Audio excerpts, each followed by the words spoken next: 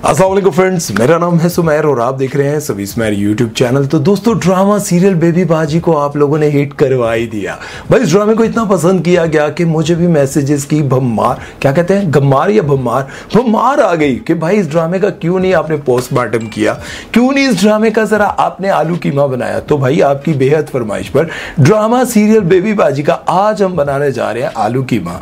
तो मुबशर भाई, आपकी बड़ी सख्त जरूरत है, आ जाए। कीमे वाली कढ़ाई जो है वो चढ़ा ली है चूल्हे पे। भाई कहानी के आगाज में ही कैसी औरत दिखा दी जाती है जिसको देखते ही पता चल जाता है कि भाई ये किसी भी हंसते बसते घर को चुटकी बजाकर बर्बाद कर सकती है। मतलब उसने अपने मुंह पर 2 किलो का मेकअप किया होता है और बेबी बाजी की नमाज पढ़ने पर उसको ऐसे एतराज हो रहा होता है कि ये कौन से वक्त की नमाज पढ़ी है, ये कौन से वजीफे करने बैठ गई है। भाई मैंने इतना मेकअप किया हुआ, सारा मेकअप खराब हो जाएगा। तो बीबी, आपको किसने कहा था 2 किलो का मेकअप थोप कर आप किसी के घर जाएं, और उस गर्मी में कि आपका मेकअप अगर पिघल कर उतर गया तो आपके अपने शोहर नहीं कहना।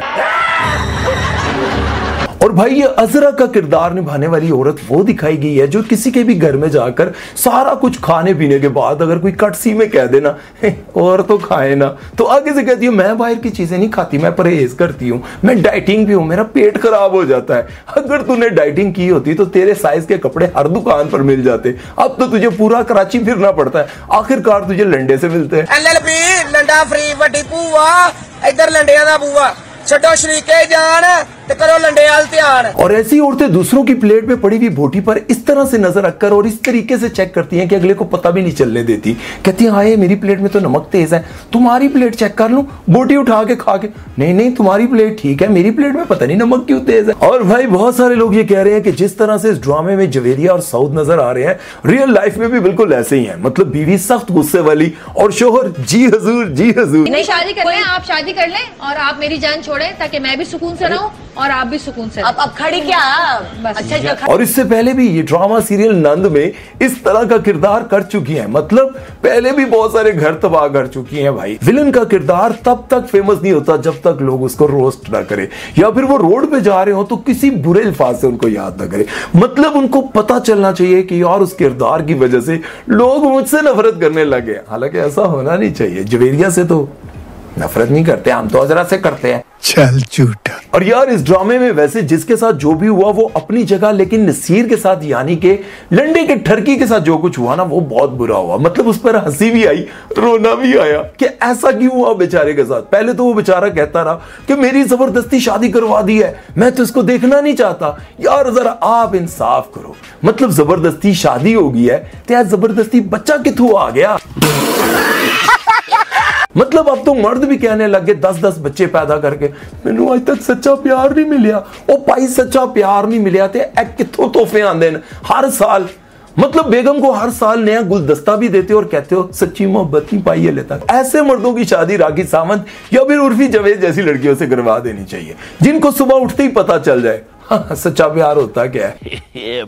और भाई इस लंडे के ठरकी के साथ इससे भी कुछ ज्यादा ही बुरा हुआ है। ये एक ऐसी लड़की से मोहब्बत करता था जिससे इसकी मां मना करती थी और वो कहती थी कि ये औरत ठीक नहीं है, लेकिन ये कहता था कि मैं इसी से सच्ची मोहब्बत करता हूं। 20 रुपए की माला लेकर और लंडे की शेरवानी पहनकर और अपने साथ एक यूनिक सा निकाह खान लेकर ये लड़की के घर पहुंचता है जिससे ये शादी करना चाह रहा होता है। वो लड़की इससे पहले अपना फ्लैट, घर बार सब कुछ नाम करवा लेती है और जैसे ही ये वहां पर पहुंचता है और उसको फोन मिलाता है, मैं तेरे घर के बाहर खड़ा हूं, नीचे आ जरा झलक देख, तेरी मेरी शादी होने वाली है, मैं मौलवी साथ लाया हूं। आगे सुनाई क्या मिलता है, आपका मतलूबा नंबर इस वक्त किसी और के साथ नस गया है।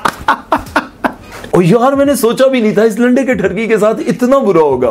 भाई गुस्से में गाड़ी तेज चला रहा होता है और साथ में यूनिक किस्म के निकाह खान साहब की तस्वीर भी तेज हो जाए। अल्लाह मैंने बचाया, अल्लाह मैंने बचाया, अल्लाह मैंने बचाया, अल्लाह मैंने बचाया। और इससे भी ज्यादा इस छोटे वाले के साथ बुरा हुआ जिससे मोहल्ले की खूबसूरत नहीं लड़की की अम्मा ये कह कहकर सारे काम करवाती रही, अरे बेटा तुम तो बहुत अच्छे हो, तुम पूरे मोहल्ले के सबसे अच्छे बच्चे हो, मैं तो समझती हूँ कि भाई देखो तुमसे अच्छा कोई बंदा है नहीं, जरा आना हमारे घर में पर्दे लगा देना, मेरा हाथ नहीं नहीं पहुंचता, जरा आना मुझसे कपड़े नहीं धुल रहे, मुझे सब्जी ला दो, मुझे दही ला दो, ये सारे काम करवा करवा कर उसका फ्यूचर तबाह करवा दिया और बेटी किसी और को दे दी, ये कहकर इस बच्चे का फ्यूचर नहीं है, अच्छा बहुत है, अब फ्यूचर ना हो तो, अबे फ्यूचर की फिक्र थी तो सारे काम क्यों करवाते रहे। ऐसी औरतें होती हैं जो शरीफ लड़कों की तशरीफ पर लात मारती और कहती हैं जा दफा हो, इतना भी अच्छा नहीं है कि अपनी बेटी तुझे दे दूं। लाख दी लानत। भाई मुझे समझ नहीं आती ऐसे माँ बाप की जो ऐसे लड़कों को अपने घर में भी घुसाई रखते हैं, बेटी भी नहीं देती और पूरा मोहल्ला भी जानता है कि दोनों एक दूसरे को पसंद करते हैं और उसके बावजूद लड़की किसी और को दे देते हैं।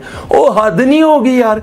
पहले जब वो वेला आपके घर में घुसा रहता था उस वक्त आपको कुछ नहीं लगता था, लेकिन जब ब्याह की बारी आती है तो आप लोगों को उसका फ्यूचर नजर आने लग जाता है। ओ इससे अच्छा और फ्यूचर क्या होगा, कपड़े फ्री धो देगा, आपके पर्दे लगा देगा, घर में झाड़ू पोछा कर देगा, आपकी लेटरीनें धो देगा, और क्या चाहते हो। खैर मैं आपको ये बताना चाह रहा था कि ड्रामे में जितने लोगों ने काम किया बहुत अच्छा किया, लेकिन कहानी का मकसद क्या था।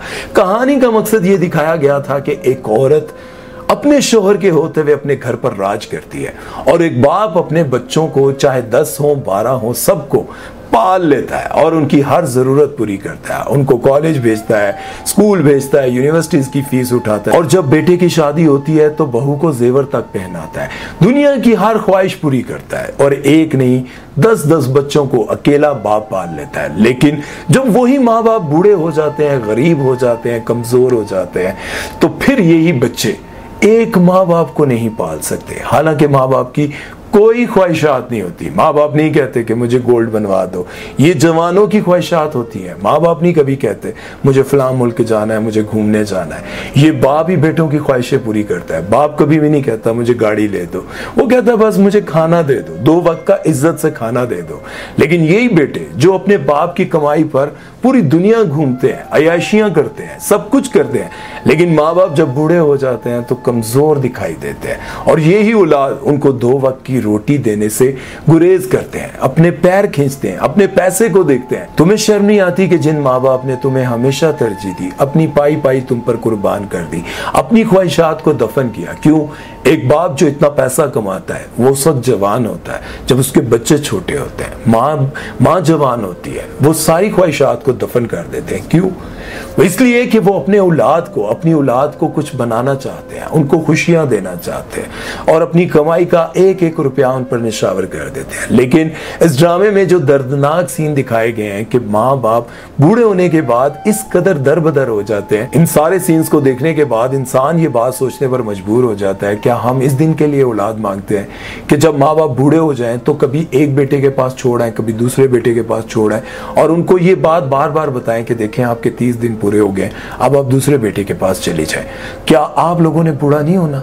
बहुत सारे लोग हैं जो ये सब कुछ कर रहे हैं, मैंने अपनी आंखों से देखा हुआ है, मैंने बहुत सारे लोगों को देखा है। क्या आपने बूढ़ा नहीं होना? क्या आप पर ये वक्त नहीं आना है? और आपको पता है अल्लाह पाक ने कुरान पाक में अपने बाद सबसे ज्यादा किसका जिक्र किया, किसकी बात मानने के लिए कहा? माँ बाप की। कि माँ बाप आपके पास, कि माँ बाप जब बूढ़े हो जाएं तो वो कुछ भी करें तो उफ भी ना करना। सोचें कि अल्लाह ने बार बार क्यों हुक्म दिया, इसीलिए क्योंकि माँ बाप बूढ़े हो जाते हैं तो वो बच्चों की तरह हो जाते हैं, वो उफ करवा देते हैं, इसीलिए अल्लाह ने कहा था कि उफ ना करना। लेकिन इन ड्रामों को देखने के बाद मुझे यूं लगता है कि वाकई आजकल हमारे दौर में ये सब कुछ हो रहा है। खैर आखिरी जुमले के साथ वीडियो का इख्तिताम करता हूं कि जो आज उनका है वो कल हमारा होगा। अपना ख्याल रखना और दुआ में याद रखना। सुमैर चौधरी को दीजिए इजाजत। अल्लाह हाफिज।